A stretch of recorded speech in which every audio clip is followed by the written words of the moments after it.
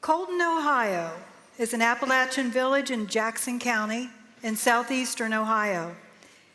It's the birthplace of Governor James A. Rhodes, big band leader Isham Jones, and most importantly, Colton is the home of the very first cash register.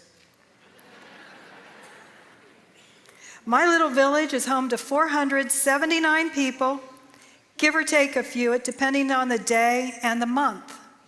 If you drive too fast, you just might miss us, and you just may get pulled over. We're nestled between Jackson and Wellston, where it has always been a heart-scrapple way of life. First, we had the coal mines. Colton had the finest coal in the country. Just ask us. Iron furnaces, salt licks, and timber. Now, most people make their living in food preparation plants, making between $8.30 an hour and $14 an hour, 40 hours a week, if they're lucky. Others make their living in the home health care aides or lower paying positions at hospitals or clinics. It's a very hard way to make a living, but these folks have managed to purchase small but very nice homes where they've raised their families. These hardworking people have scrimped and saved so that their children could receive a college education or at least have an easier, better life than they've had. These folks are smart, they're proud, and they are resourceful. July 2015, it was a hot one. It was a wet one. It was a miserable one. It had rained off and on for nearly 3 weeks, and the ground was so saturated that puddles were forming on the little hills. It was hot, it was humid, it was ugly outside. Then news came that another severe storm was headed our way. People were told that there could be flooding, but they had been told that for the past 3 weeks with no flooding. People went about their normal daily business because they had to get up and go to work the next morning. So they went home, they went to bed, they hoped for the best. Because I'm the mayor, I felt responsible to do all that I could do to ensure that the people who trusted me and counted on me were safe. And so we prepared the village as best we could. Around midnight, the storm came in. The lightning was intense. The thunder roared. And soon, the creek in my yard began to overpour its banks and started coming into my home. As I walked into my yard, the water was up to here, about right to here. I knew that if the water was that bad in my end of town, that another part of the village was in real trouble. And I was right.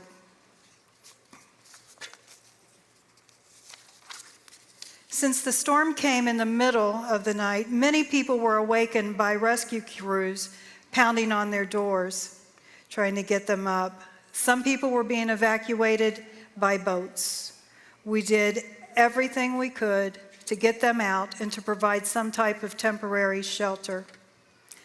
Some roads were impassable, and their cars and their trucks did flood. The rest of that early morning is pretty much a blur. Remember, the people of Colton are used to toughing it out. Sometimes we can be stubborn, just like our 90-year-old friend Duke. Duke refused to leave his home, even though he was standing in 16 inches of water with the electric still on. 16 inches of water, 90 years old with the electric still on.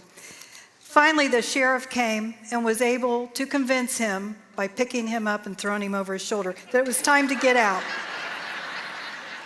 Yeah. By 6 a.m., the water had receded and the damage was evident. It was very evident. A few homes were spared. Some had a few inches of water in them, while others had several feet of water. Septic tank covers had popped off, and sewage was scattered everywhere in the yards and on the houses. It was everywhere. Of the 28 homes that were damaged, only 2 of those had flood insurance. Determined to give people some hope, we decided to act.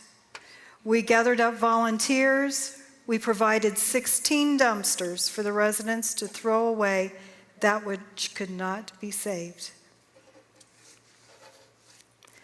I will never, as long as I live, forget the look on their faces as they began to discard their clothes, their shoes, their furniture, their pictures, their lifetimes of memories.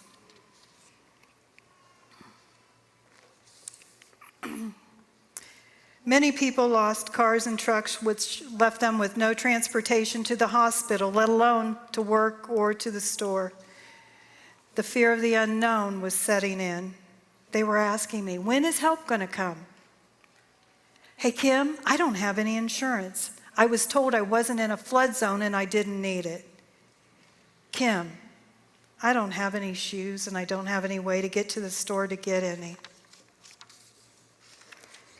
That evening, reality really set in. People were sleeping in cars that had flooded out.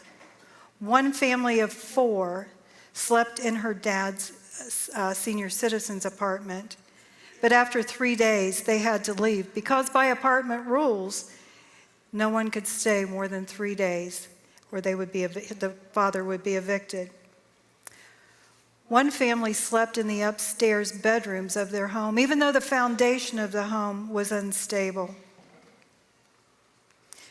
As nights turned into day, fear began to turn into desperation. Soon after, anger. What's wrong with us? I'm a U.S. veteran. I pay taxes. I have never asked the government for a damn thing. When is help coming? In an emergency like this, I believe that Colton would receive help from the Emergency Management Agency, but instead, I soon found out that our little village had been bypassed. Colton had been forgotten. I called everyone I could think of. I was told that damage to our little village wasn't devastating enough to receive any assistance. How did they know? No one had been there. I know I really should not admit this, especially to a crowd this large, at a church conference, no less, but I lied. I lied to the people. I could not bring myself to tell them that our village did not have enough damage, that our damage was not bad enough. And I couldn't tell them that no help was coming, so I lied. I told them it was. Don't be afraid. Don't worry. I am not going to stop until we get some help, I promised. But our hearts were broken. I kept trying. I called all the agencies. I called all the nonprofits I could think of, but my calls went unanswered or unreported. All I could do to ensure that was to ensure them that they had done absolutely nothing wrong, that help was coming, and I kept calling government offices, nonprofits, emergency agencies, and the response was always the same. Not enough personnel now, no funds left. We're doing the best we can do. But finally, 2 days later, someone came in to assess the damage.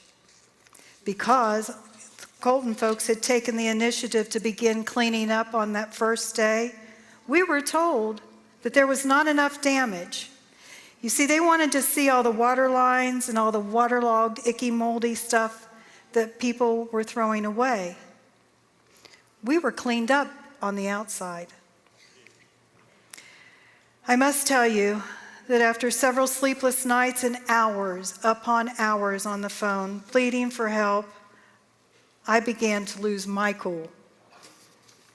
I called our commissioners and asked Why hasn't our flood been reported?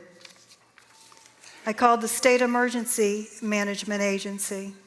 I called our congressmen. I called our senators. I called, and I called, and I called. Finally, we had them all in Colton about 5 days later. But I want to tell you all, the very best part of all, Roberta Eddy from UMCOR showed up, yes.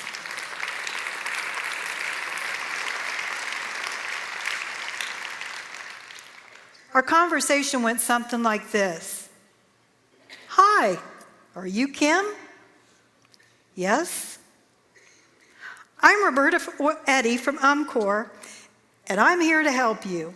I've looked through your town and you've really cleaned it up. Do you think I could see some of the inside damage? Yes, you can. But these folks don't have insurance. They don't have money. They cannot afford for your company to come in and help clean their houses up. Sorry. If you know Roberta, she smiled with the most beautiful, warm hug of a smile. And she said, "It won't cost you a dime. We need to get those walls down. We need to see what damage has been done." And so it began.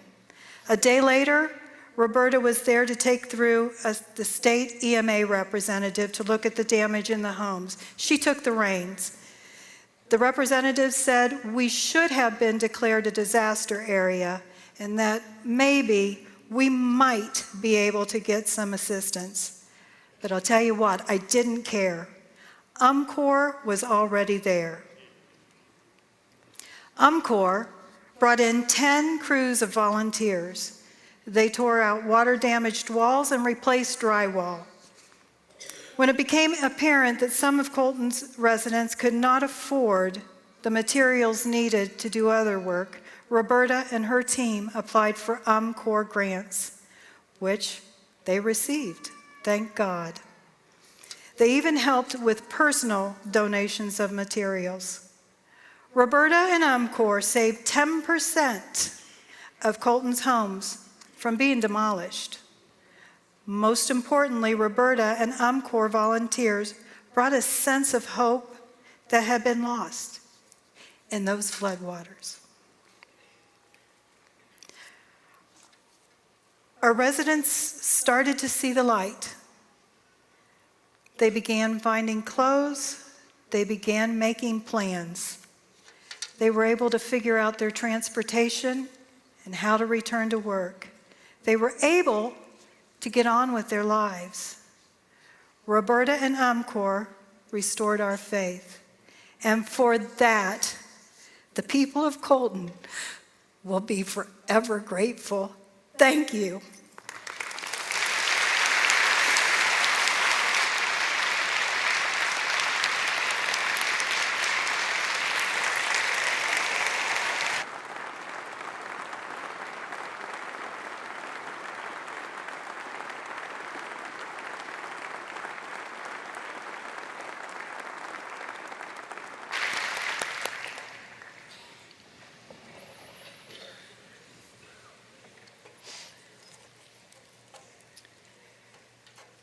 Hi, I'm Joe Blundo. It's an honor to be here today speaking to you about disaster relief work.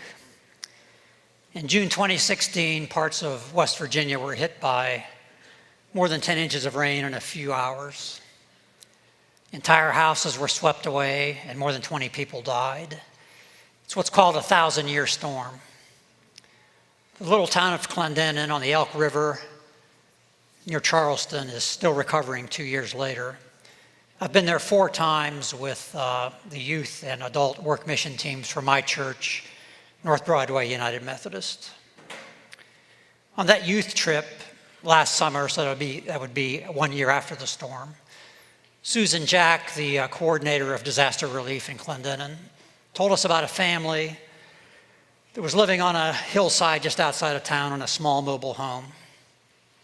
During the storm, the little creek that ran in front of their house turned into a torrent, and they had to flee for their lives, as did most of their neighbors. About 20 people crammed into a small house on a nearby hilltop and waited 2 nights for the water to recede. Of course, the family's house was heavily damaged, and their best hope of getting it restored was with volunteer groups like ours. See what you can do to help this family get back to normal, Susan told us. They've been waiting a long time. When I walked into that home, I felt mostly overwhelmed. It was a jumble of construction equipment and partially completed rooms and dust, and you know how it is. Blankets were doing not such a great job of protecting the furniture. And there were what appeared to me to be miles of drywall seams to mud and sand. And if you've ever sanded drywall, you know that a lump this big raises a dust storm worthy of the Sahara Desert. I was afraid we were simply going to add to this family's distress. But the first thing they tell you in disaster relief work is the most important skill you can bring to the job is listening.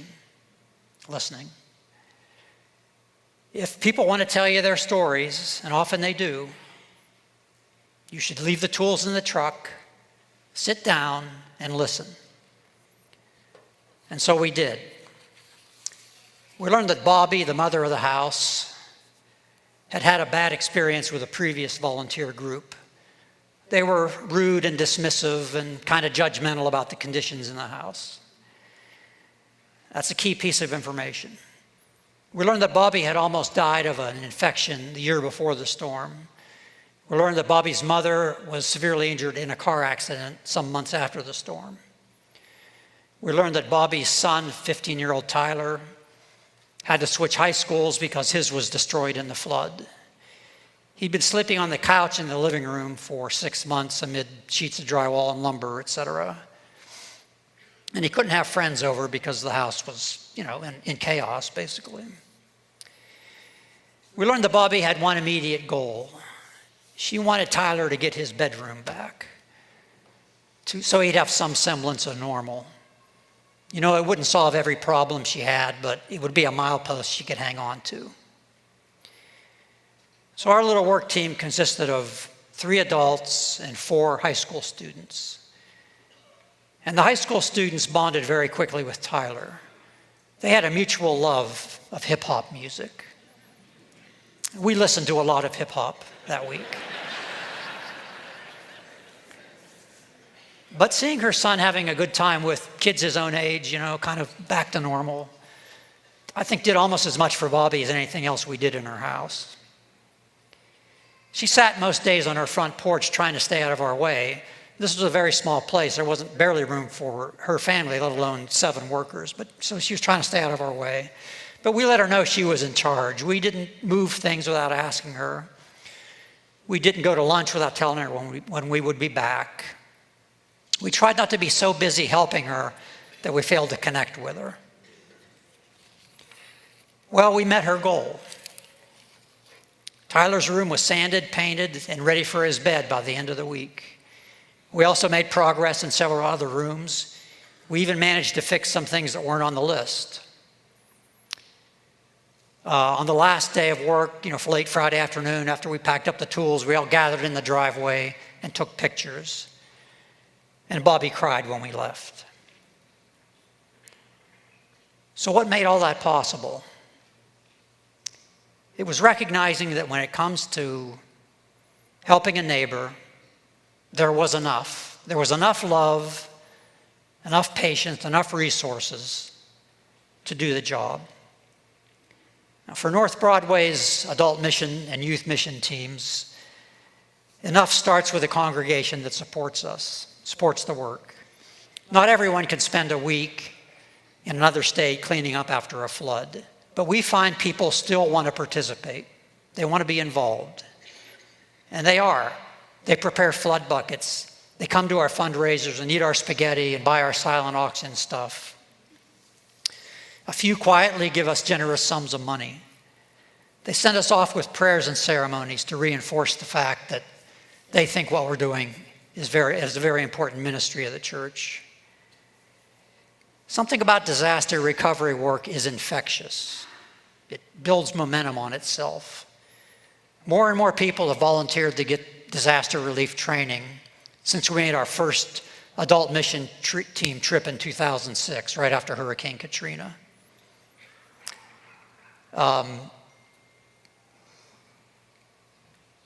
Someone knew of a trailer that was not being used, and it was given to us, and we've filled it with our tools and pulled it thousands of miles. We got a grant. We didn't ask for a grant. We didn't know a grant was available. We got it anyway. And we used it to buy supplies. And then when we arrive in disaster areas, we find that the generosity often continues. People cook meals for us. They invite us into their homes to take showers.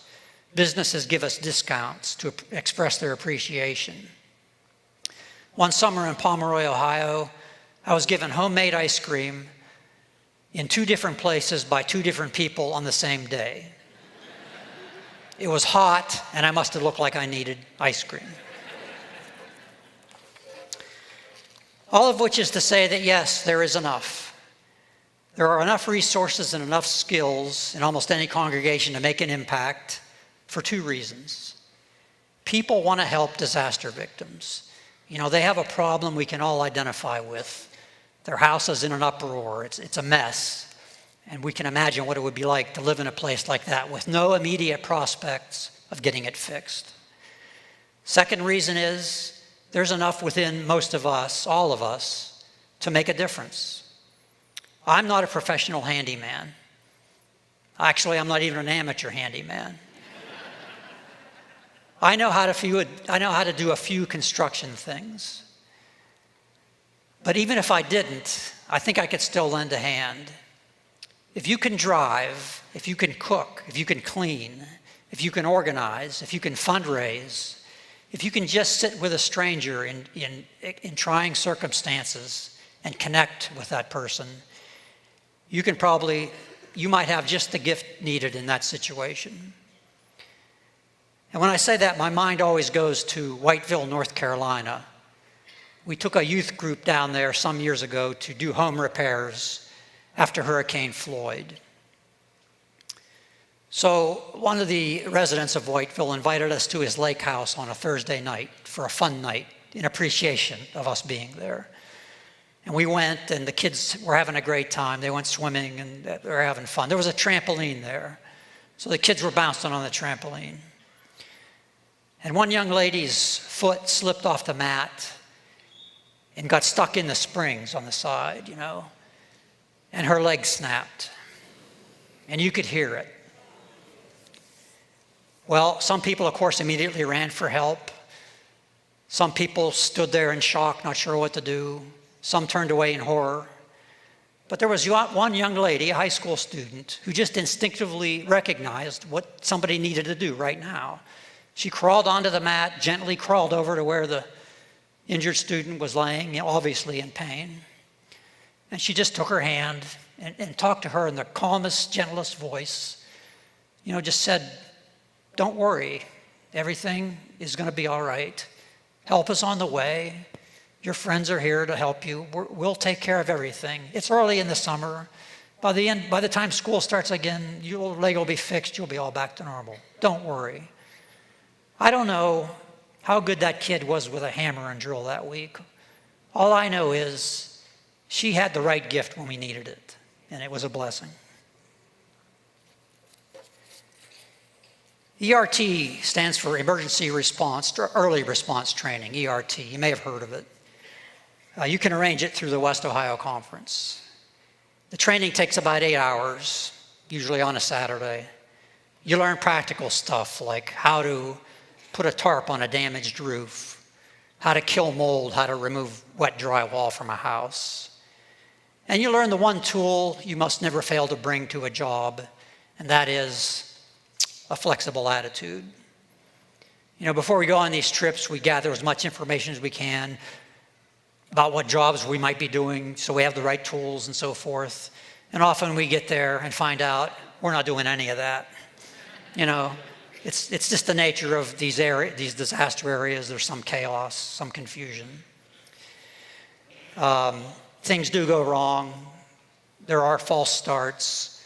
Someone will be driving in Mississippi looking for an address and end up in Louisiana.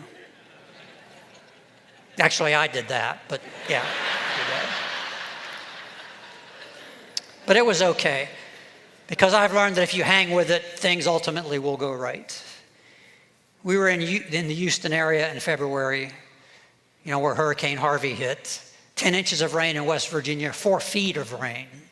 Near use, 4 feet of rain, if you can imagine that. Once again, a homeowner who'd been waiting months, her house had been inundated. And once again, a feeling of being overwhelmed. More miles of drywall seams. They seem to follow me. So there's always a little bit of apprehension when you get started. But, we stayed flexible. We hung with it. And at the end of 5 days, that homeowner walked in and saw walls almost smooth enough for paint. It was getting close. And wood trim installed all throughout the house. One of our volunteers had put in a water heater for her. And she was moved to tears. Disaster victims, they just want one thing. They want to go home. And if you can help them get there, their gratitude will be profound.